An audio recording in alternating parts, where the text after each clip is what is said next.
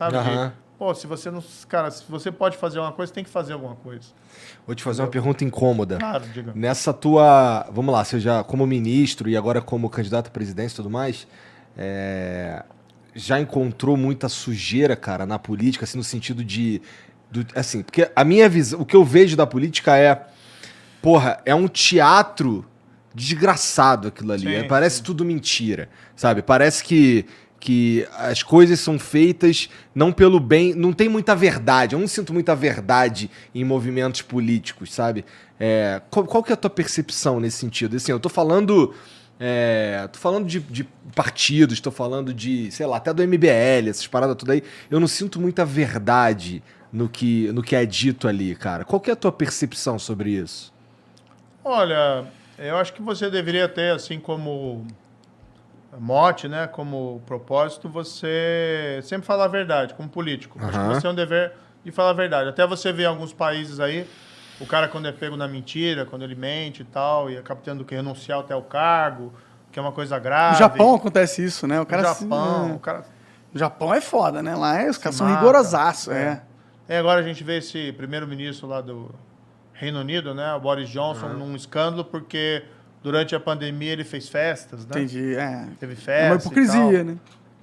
Ele jura de pé junto que não sabe. Mas foi na casa dele, né? Pois é. Beleza. Então, acho que o primeiro dever tem que ser sempre falar a verdade. A gente, infelizmente, vê muito da pessoa mentindo, que está na política, e não sofre nenhuma consequência. Acho que vai além da mentira. Acho que assim... É meio que um jogo pelo poder pra esses caras só, que nem tá ligado? a gente fala assim, tem que seguir a lei. Mas a lei, muitas vezes, ela não é exatamente moral. Por exemplo, o Bolsonaro lá com o lance do dinheiro do apartamento, que acho que era o dinheiro de moradia que ele falava que usava pra comer gente. Um bagulho assim. Sim. Assim, não é ilegal, mas é imoral. Tem muita coisa que tá aí nessa área cinza, sabe? E eu vejo muita gente na política atuando nessa área cinza, que é uma área imoral e que fica na beira do ilegal, mas não é de fato ilegal. Então tu vê certas coisas acontecendo que me deixa puto, sabe? Assim, e eu falo isso pros dois lados, assim, há muitos argumentos, inclusive, que a Lava Jato atuou na área cinza com as coercitivas, com Que soltar quando você áudio, lança os áudios, uns áudios que não tinham nada a ver com, tipo, não mostravam nenhum crime ali, tá ligado? Veja, eu na época, eu vibrei Não, O áudio da Lula, da Dilma conversando com o Lula, tipo, não Pô, eu vou te nomear ministro, né? O que o áudio dizia ali?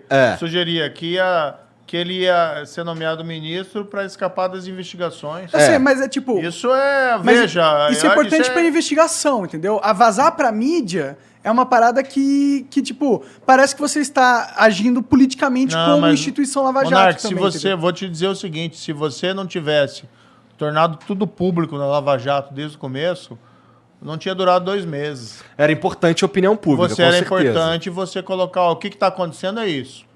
E o que a gente está fazendo é isso. Então, qual foi a adesão que a gente tomou desde o início? Não vamos ficar escondendo mal feito de gente que fez coisa errada. Então, estava tudo nos processos. A gente não decretava sigilo nos processos. O processo era processo eletrônico na internet, então todo mundo tinha acesso. Então, a gente seguia um padrão.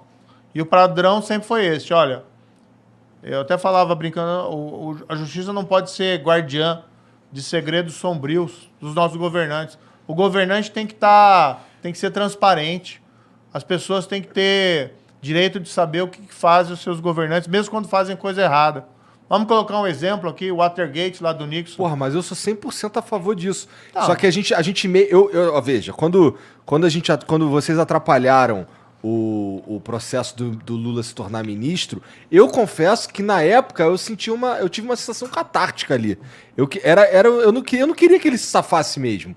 Mas assim, há argumentos de que aquilo ali tava nessa área cinza que eu tô falando, sabe? Não era exatamente ilegal, também não era exatamente legal, também não era exatamente moral ou imoral e tudo mais. Era uma dúvida meio...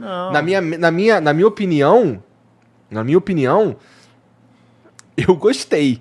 sabe? Mas eu sinto que... Eu também não gostei, consigo... mas deu armas pra depois os caras virem te eu não derrubarem. consigo... Eu acho que deu. Não, mas eu não as consigo armas que contra-argumentar os caras que argumentam que isso aí foi sacanagem, Não, entendeu? mas as armas, o que vem é o que eles estão fazendo agora. Ah, não, então esqueça a corrupção, esqueça que tentaram obstruir os processos, esqueçam que o país foi roubado, né? O problema foi o PowerPoint do Deltan. Né? Então, assim, é diversionismo. Claro. Né? Você está querendo tirar o foco do realmente que é a coisa errada, entendeu? Então, você fala assim, o áudio, né? Aquele comportamento era correto de nomear o Lula ministro para tirar ele das investigações? Era correto?